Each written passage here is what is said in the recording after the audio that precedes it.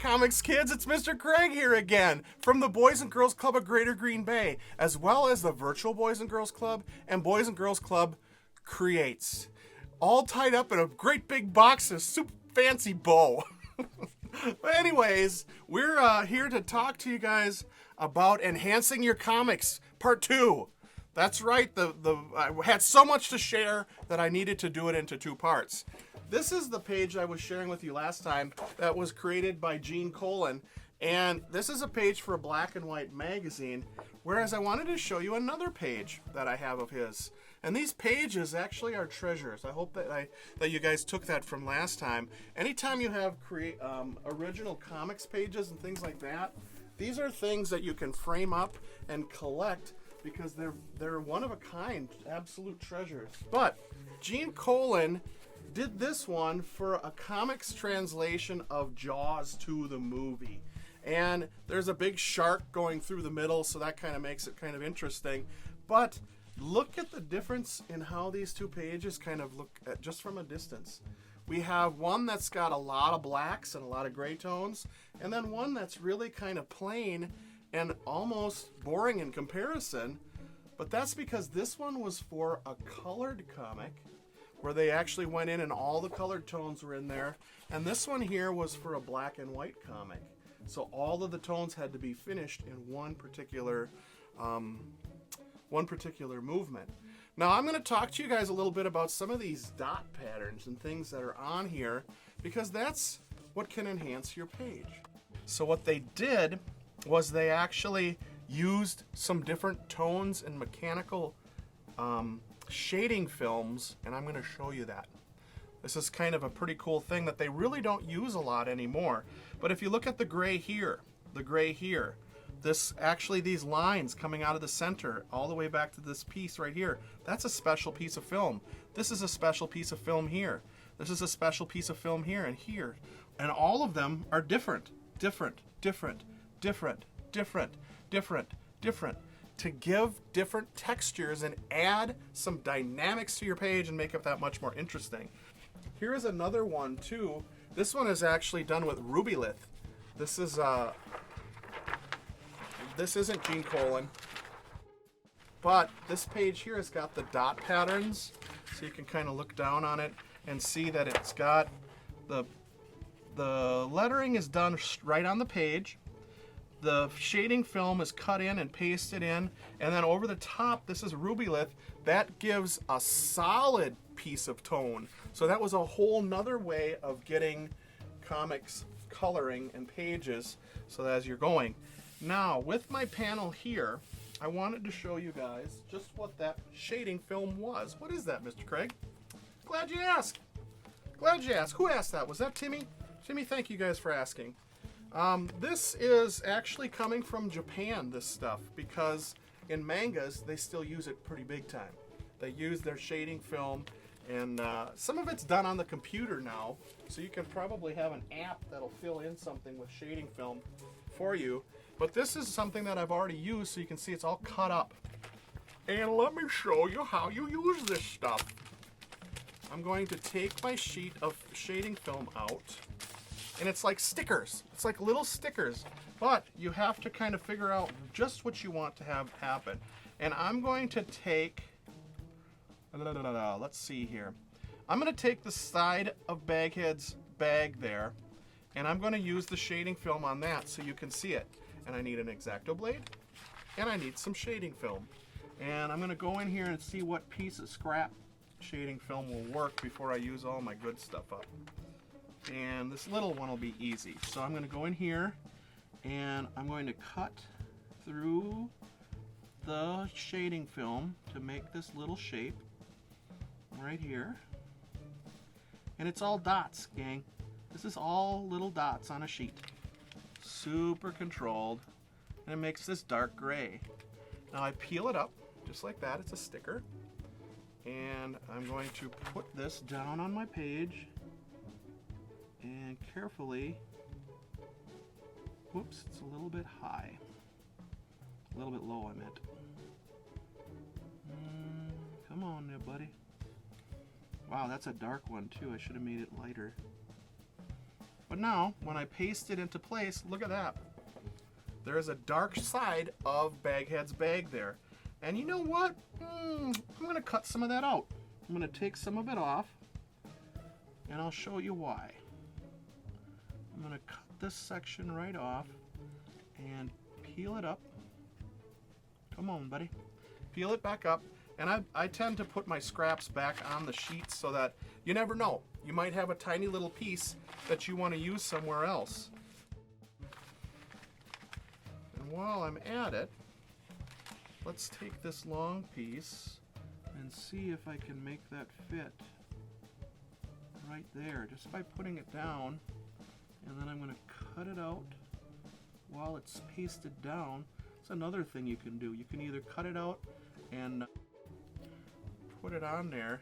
And how much is this stuff? This stuff here is probably about $7 a sheet. So you don't want to waste it. That's why I kind of keep it to the side. But it just gives that little bit of interest. Your job as an artist, and that one's so tiny, I'm going to just put that to the side and throw it away later. There ain't no saving that. Where are we at here? Let's keep going. Whoops. Let's keep going. Get the side of his bag here. Yep, that's going to be good. And cut that out. Shading film. This is definitely a thing from the past. And all of this is probably a scrap that I don't want to even mess around with. Shading film is definitely something that was used in production way back in the day, and now these dot patterns are in Photoshop. You can go back into Photoshop and actually do this. But the thing that I've found, gang, is that it's not quite as good. It's not quite as... It doesn't quite give you that same feel that the shading film does when you have it here. Let's go on this back piece right here. And... whoops, that was quite a bit off. Cutting the shading film. Show that. Hey, come on now. The whole thing peeled up. And that's what's going to happen. I mean, these pages were created. That's the crazy thing about the art pages that I've shared with you. They were created not to last forever. They were created to last as long as it took to get them to the printer. And once they were printed, they could fall apart. That's why some of the lettering's falling off of mine. It served its purpose. It did its job, and a lot of the artwork that we had from the past was lost. In fact, when artists were first hired to do comics, they didn't even get their original pages back. The company kept them, and as they needed paper, they would sometimes use some of that stuff up again. And the crazy thing is that a lot of the artwork from the past that would be super valuable today was lost. It got lost. Or thrown away by the truckloads. I'd love to get a page from the original Doom Patrol series. Some of you guys are like, what the heck is that? Well, I hear you. The artist, his name was Bruno Premiani, and I just loved his artwork, and it was probably one of the very first comics that I ever saw that made me go, wow, what is this stuff? What is this? What is happening here? So it was the first thing that really ever got me super engaged in the art form of comics. I would love to have an original piece of his work, but it's so hard to find it. It is so hard, and they're so rare. They are so rare, and when people do have them, like on eBay for sale, they go for $1,000, and I'm not independently wealthy as much as you'd like to think I am. Now take a look here. You can see that there's two different shades of gray that are in that side. That is the illusion that I was shooting for, is to kind of get that little bit of two tones on the side there, and it works out pretty good just with dots. Now the cool thing is that when I put this in the computer, I can still colorize this, and I wanted to kind of do this so that if we ever make a comic and it has some of my artwork in it, these pages are in it, I want you guys to be able to see that and know that you guys watched me actually putting this shading film down, and it's like, wow, hey, Mr. Craig, you actually used that. And yeah, I did. I used the shading film to make the panel, and you guys were part of that experiment. Yay. And I'm gonna probably, and again, I wanna push this down nice and tight so that there's not gonna be much for black or white or reflections showing.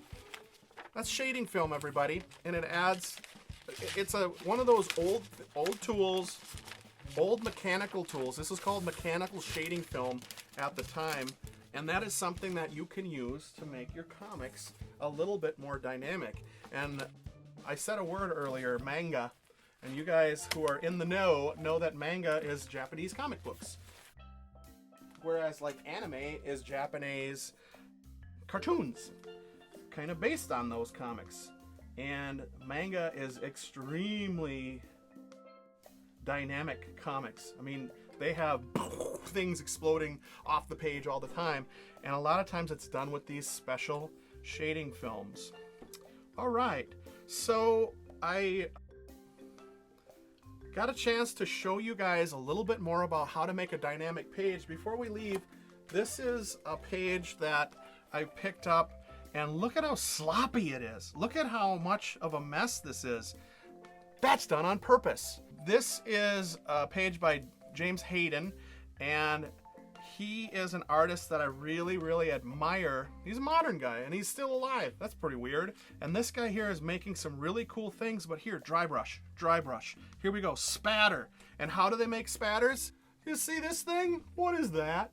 What is that? Mr. Craig, this is a toothbrush. Yeah, it is. It's a toothbrush. And you dip it into the ink, and you take it and you spatter it. You spatter a little bit of a controlled ink onto the page to add that dynamics, to add this craziness. Here is a page that I did a long time ago, and I spattered the upper part to get some of the stars, if you will. And I also then shaded it using pencil to kind of get these gray tones. And it was meant to be black and white. This one here was meant to be color. So it's black and white, clean lines, and big, bold, empty spaces. But if you look at this, this is almost 50% black and 50% white. When you can bring your pages up to that dynamic range too, that really says something quite a bit. This one here, it's about 50% black and 50% white. 50% black, 50% white. And if we go on through here, we see a lot of similarity. 50% black, 50% white. Other tools that you can use to make your artwork more dynamic. This is some white ink that's super, super opaque. And this one here is just some deleter whiteout. So it's not like your whiteout that you'd paint out with a little brush for typing. This is some high-end artist's whiteout, which can actually be used to draw with as well. And not just that, but you can get these white marker pens, these gel pens, that can make little white marks into the black as well. So you can draw white into the black that you use, and it really adds that extra level of coolness to your page. Oh my gosh. Don't want that falling off of there. Let me show you something super special, you guys, before I wrap this up for tonight. This is a set of pages that is from the Frankenstein monster book. When I was a kid, that was one of my absolute favorite comic pages, or comic books. And these two pages are the one and only that only exist in the world. These are the original pages from when the Frankenstein monster thaws out in the 20th century. Here he is down here in a glass case at a carnival. Oh my God. And these are super special pages for me. If you look up here, this is by The Living Mummy by the same artist, Val Mayrick. And his work, this drawing of the mummy, I used to try to draw that drawing of the mummy when I was a little kid. And so now I actually own the page that is the original work behind it. So I've gone through a lot of different artists today, you guys, but the one I wanted to end with, his name is Frank Frazetta. Frank Frazetta is one of the artists that have influenced me quite a bit. This is his artwork right here. This is the Death Dealer. And he is known for creating fantasy and sci-fi paintings. The first time I ever saw his work was a painting. He also did a lot of comic work. Frank Frazetta was born in Brooklyn in February 9th, 1928, and he lived until May 10th, 2010. And that's one of the things I'm so upset with. I wish I would have gotten a chance to meet this guy while he was still alive. When he was 8 years old, he went to the Brooklyn Academy of Fine Arts. He got a chance to ink his very first comic book in 1944, which was an 8-page book called Snowman. And I never realized that he was 16 years old when he did that. That was very, very young. Later on, he went on to create a number of different comic examples that are legendary in today's terms. Some of his covers for Famous Funnies for Buck Rogers, those are insanely valuable and very, very sought after. Collectors really try to get their mitts on them, and they're rare because a lot of comics from that time period just kind of disappeared. This is some of the comic work that he did. Just look at how he'd lay out a panel. Everything was figured out as he went on. So he was extremely diverse as a creator. He was known as the godfather of fantasy art. There was a character by the name of Conan the Barbarian, and the character had been around for years and years, but he never really was super popular. And all of a sudden, Frank Frazetta's covers started coming out, and the book became a hit almost overnight. He did work for Creepy and Eerie, these are two magazines, and Vampirella, which is another magazine, and Blazing Combat. One of the things he did in 1978 is he actually worked with Ralph Bakshi to make an animated film in the style of his artwork. And that animated film was called Fire and Ice, and I've seen it, it's pretty interesting. But then there's been talk about actually redoing that in today's world, which would be really interesting. Now, one of the things I want you to know about Frank Frazetta, besides being a huge inspiration and inspiring me, he went on to inspire a lot of filmmakers that, like George Lucas and Guillermo del Toro, both recognize his artwork and really fell in love with what he had to do. In Pennsylvania, there is a Frank Frazetta museum. And by cracky, Mr. Craig would love to go and see this museum. That is one of the things on my personal bucket list.